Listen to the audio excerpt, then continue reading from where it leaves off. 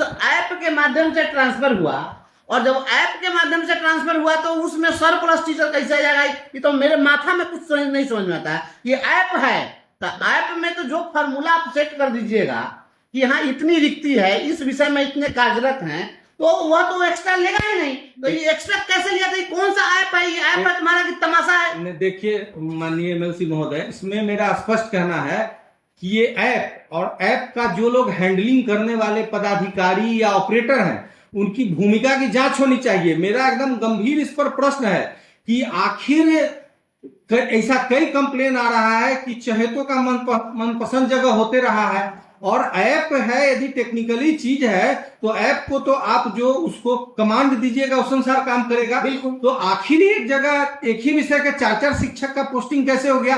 जाहिर सा बात है इसमें मैनुअली कुछ छेड़छाड़ किया गया होगा, कुछ ना कुछ किया होगा, जो कि जांच का विषय है। इसके लिए मैं तो कहूंगा कि विभाग को और सरकार को साइबर सेल से जांच करवाना चाहिए। ये बहुत गंभीर मुद्दा है। आखिर ये किस आधार पर वहां सरप्लस टीचर चले गए, और सरप्लस कौन हुआ? जो बाद में गए वो ना सरप्लस हुए, पहले वाले सरप्लस किस रेशनल, किस तर्क के आधार पर सरप्लस हो गए?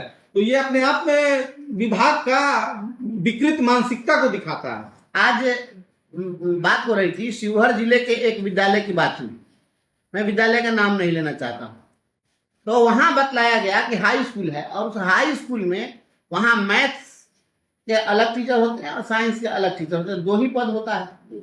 तो मात्र 2 ही पद है।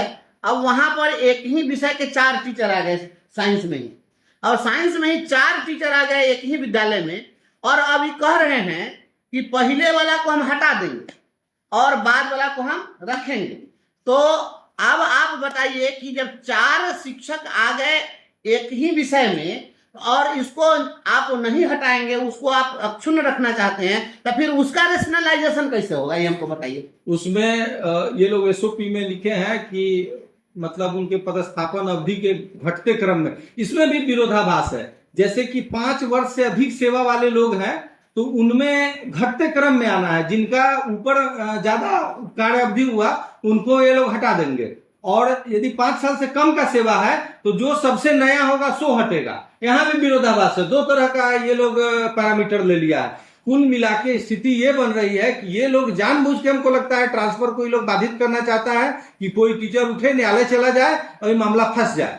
ये लोग शिक्षक हित के एकदम खिलाफ काम कर रहा है विभाग। अभी देखिए, हम तो वहां भी बोल रहे थे, सदन में भी हम बोले कि भाई आप कह रहे हैं कि हमारे यहाँ सरप्लस टीचर है।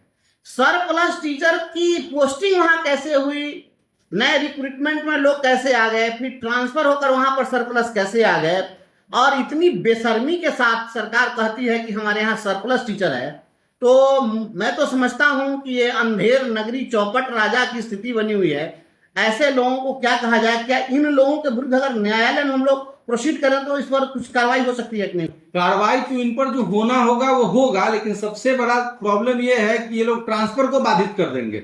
इस कारण से ये सबसे बड़ा, हमको लगता है ये लोग जानबूझ के इस तरह का साजिशन काम करते हैं ताकि शिक्षक हित में कुछ हो ही नहीं सके। तो शिक्षक को हम आज भी, हमसे बहुत सारे शिक्षक फोन भी किए हैं, कुछ लोग घर पर भी आकर के मिले हैं। सवेरे सवेरे मेरे यहाँ आज लगभग बड़ी संख्या में, सैकड़ों की संख्या में लोग आए हमारे पास। तो बड़ी संख्या में हमारे शिक्षकों का ओपिनियन था कि भाई अगर हम लोगों को, कुछ लोग हैं जो अपने पास में है तो चाहते हैं कि भाई हमको जबरन हटाया जाएगा सरप्लस मान करके, तो हम तो कोर्ट जाएंगे, तो वो कोर्ट जाएंगे। तो अब उस स्थिति में क्या हुआ? तो मामला फंसेगा। दूसरा है कि सरप्लस टीचर की जो परिभाषा है, इनकी परिभाषा यह कहीं से भी जायज नहीं है। जो अपने मूल पद पर पदस्थापित है वो सरप्लस कैसे हो सकता है? हे माइंडलेस बिहार के शिक्षा विभाग के कर्णधार लोग, इसका कौन यूनिवर्सिटी में पढ़ा था, इसका सर्टिफिकेट फर्जी है, इसका हमको लगता है कि जांच कराना चाहिए। एक्चुअली देखिए, ये लोग अपने बैठ के एसी में बंद कमरे में बैठ के मनमाना ढंग से ड्राफ्ट कर लेता है सब कुछ। कभी भी कोई स्टेक होल्डर जिसका सीधा संबंध है शिक्षक संगठन से एक बार भी इस पर चर्चा किया है? जहां तक सरप्लस टीचर का बात है, सारा नियमावली में प्रमोशन का प्रावधान है। यदि ये लोग विधिवत रूप से उन लोगों का जायज प्रमोशन ही दे दे तो 80% सरप्लस टीचर का समस्या समाधान हो जाएगा।